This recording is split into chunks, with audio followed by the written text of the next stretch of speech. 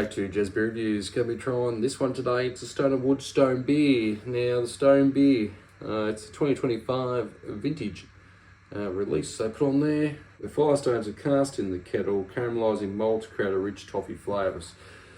So, I've actually seen a video again. I watch a video on YouTube. When Michael Jackson goes to Germany, he actually goes back in the 80s, late 80s there was a German company doing Stone Beer. Anyway, so the idea is you get these rocks superheated, a particular rock that doesn't explode, of course. It then goes into, to the boil. And what it does is those rocks give it that last boost and bring it to the boil. And then what they were doing then was, because the rocks had such, obviously the hot rocks going into the sweet wort, it has caramelized it, and they take the rocks out after and they actually put them into the lagering or fermenting tanks that they had there.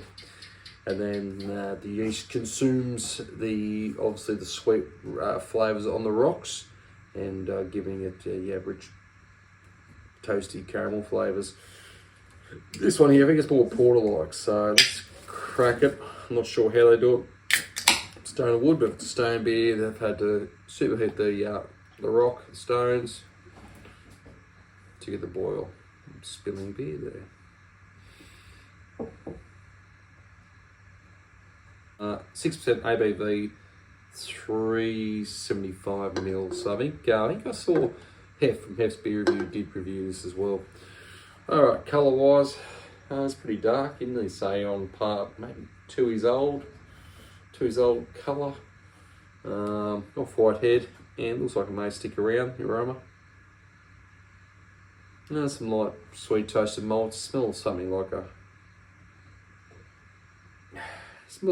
a dark lager kind of aroma, where it's in somewhat around the Dunkel kind of range.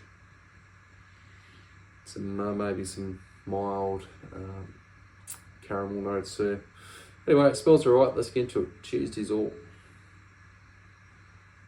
There's a fair bit of sweetness there, still in the beer. There is a nice bit of light smokiness, a bit of roast bitterness there at the back, which tells me it's very porter-like they've gone for. It tastes very much like a porter. It's not to say it's a notch off a stout. The body is still kind of retaining lightness, but there is that sweetness there.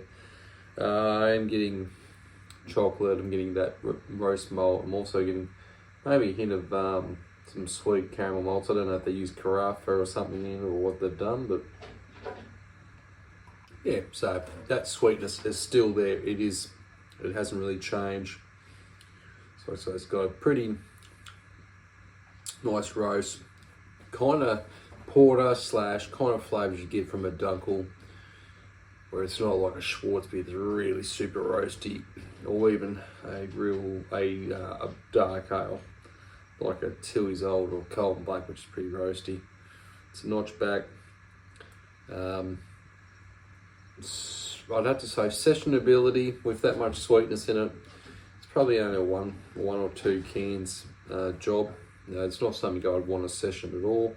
It's just got a little bit too much sweetness there compared to something maybe like a 2 years old, which is around the 4.4 or something. It's just a bit more sessionable. This one's probably just meant for 1 or 2 cans.